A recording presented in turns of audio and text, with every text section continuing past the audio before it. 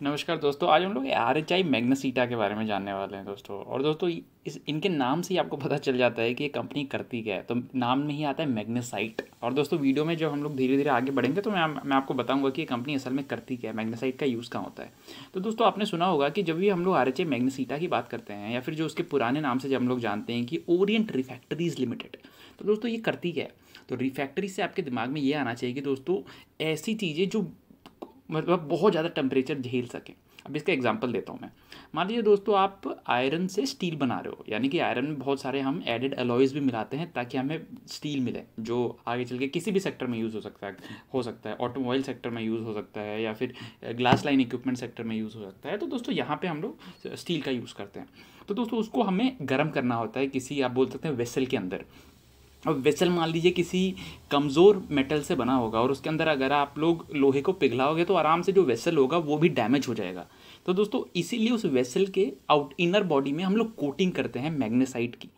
समझ रहे हो दोस्तों। और ये मतलब रिफैक्ट्रीज उसे हम लोग बोलते हैं, और रिफैक्ट्रीज बेसिकली बनती हैं मैग्नेसाइट से। और RHI मैग्नेसीटा इसी का ही काम करती है कि वो लोग मैग्नेसाइट ढूंढते हैं, उनसे वे रिफैक्ट्रीज बनाते हैं, रिफैक्ट्रीज को अपने क्लाइंट्स की फैक्ट्रीज में ले जाके उस वेसल्स के अंदर लगाते हैं। और दोस्तों इनका भी लाइफ टाइम होता है, जैसे कि ग्लास लाइन इक्विपमेंट्स में कुछ सालों कुछ हफ्तों तक चला जाता है।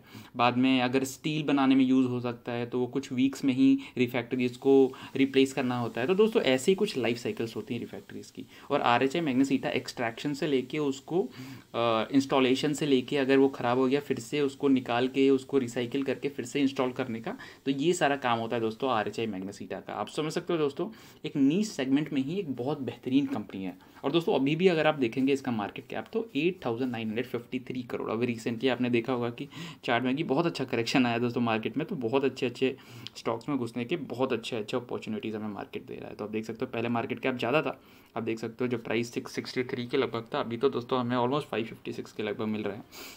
तो दोस्तों ये हो गई कंपनी के बारे में बात। अगर हम लोग पीई की बात करें तो दोस्तों पीई मिल रहा है 33.4 का पीई है। रिटर्न और कैपिटल एम्प्लॉयड देखिए दोस्तों कंपनी का है 36.6, रिटर्न ऑन इक्विटी है 29.3 और फेस वैल्यू दोस्तों कंपनी का 1।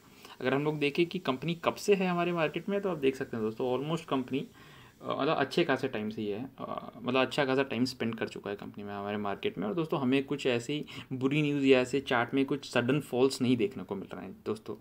और अगर हम लोग देखें, ये कोविड का टाइम था जब आप देख सकते हो कि ऑलमोस्ट 245 के लेवल पे था और बाद में चला गया था 201 ऐसे करके 11% पूरा डाउन चला गया था उस समय। अगर दोस्तों हम लोग मैं आपको पीई भी बताता हूँ, तो देखिए दोस्तों कोविड के टाइम थोड़ा पीई सस्ता हो गया था, 19 का पीई था। अभी रिसेंटली दोस्तों जनवरी का जब हाई चल रहा था, बुल मार्केट जब चल रहा था, तो 45 के लगभग चला गया था, अभी फिर से 33 आ गया जो मैंने आपको बताया था।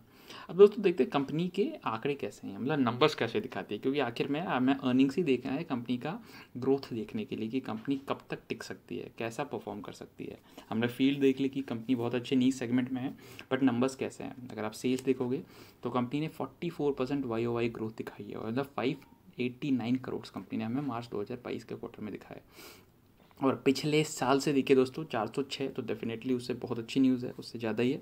अगर नेट प्रॉफिट देखें तो दोस्तों 99 इस क्वार्टर में, पिछले क्वार्टर में 76 और पिछले साल में आप देख सकते हो 42। अब P&L में देखते हैं दोस्तों कंपनी ने कैसा परफॉर्म किया। हम लोग देखेंगे प्रॉफिट आफ्टर टैक्स यानी कि नेट प्रॉफिट, तो नेट प्रॉफिट में देखिए 268 करोड़ और पिछले साल देखिए दोस्तों 136। तो आप देख सकते हैं कि दोस्तों कंपनी एक्सपोनेंशियल टर्म में ही आप देखिए बहुत खतरनाक तरीके से बढ़ रही है। आप देख सकते हो मार्च 2017 में 69 करोड़ और धीरे धीरे आप देख सकते हो 268 करोड़, इतने ही 5-6 सालों के टेन्योर में ही। अगर हम लोग आगे चलें बैलेंस शीट देखते हैं तो दोस्तों कंपनी का रिजर्व में भी बहुत अच्छा खासा पैसा पड़ा है, 1011 करोड़ है। और वहीं आप बोरोइंग देखोगे तो मार्च 2022 के टाइम अगर हम लोग देखें तो कंपनी के पास बोरोइंग से 65 करोड़।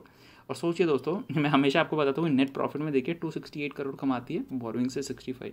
तो ये ज़्यादा कंपनी के लिए प्रॉब्लम नहीं है, अपने ऑपरेशन से ही जितना पैसा आता है आराम से पूरा बोरोइंग चुका सकती है दोस्तों, तो यहाँ भी कोई टेंशन लेने की बात नहीं है। कैश फ्लोज देखिए दोस्तों, तो अभी मार्च में स्क्रीनर में अपडेट नहीं हुआ है। अब हम लोग मार्च 2021 के से देखते हैं कि कंपनी ने कैसा परफॉर्म किया। तो cash from operating activity 166, cash from investing activity खुद में इन्वेस्ट किया है, यानी कि कंपनी ने कुछ अपना डेप वेब बेचा नहीं है या फिर कोई प्रॉपर्टी या फिर इक्विपमेंट बेचने की ज़रूरत नहीं पड़ी है। तो आप देख सकते हो क्योंकि -78 में है, जो पॉजिटिव न्यूज़ है हमारे लिए, ऑल्दो वैल्यू नेगेटिव में है। फाइनेंसिंग एक्टिविटी दोस्तों ये कुछ डिविडेंड्स के लिए हो सकते हैं, या फिर रीपेमेंट ऑफ बोरोइंग्स जो कंपनी ईएमआई जो लिया होता है वो चुकाने के लिए हो सकते हैं, तो ये उसके अंदर आ जाता है। डिविडेंड में भी आप देख सकते हो कंपनी ने 30 करोड़ ऑलमोस्ट डिविडेंड दे ही दिया था। अब आते हैं दोस्तों कंपनी डेप्टर डेज कैसा है कंपनी का, तो 90 डेज़ है कंपनी का डेप्टर डेज। इन्वेंट्री डेज देखिए 186 है कंपनी का, और कैश कन्वर्जन साइकिल देखिए दोस्तों यहाँ कंपनी का है 114 दिन। अब आप ROCE देखिए दोस्तों, कंपनी का ROCE हमें मतलब 40 के अबव ही दिख रहा है। अभी कोविड के टाइम पे थोड़ा बेकार हो गया था, आप देख सकते हैं 35 मार्च 2021 में 23, बट कंपनी फिर से पुराने लेवल पे ही आ गई है 37% पे। शेयर होल्डिंग देखिए दोस्तों, यहाँ प्रमोटर की स्ट्रॉन्ग शेयर होल्डिंग्स हैं 70.19%, FIIs हैं 0.6 पर माफ़ कीजिए, और DIS है 9.18, और पब्लिक की होल्डिंग्स है दोस्तों यहाँ 19.99।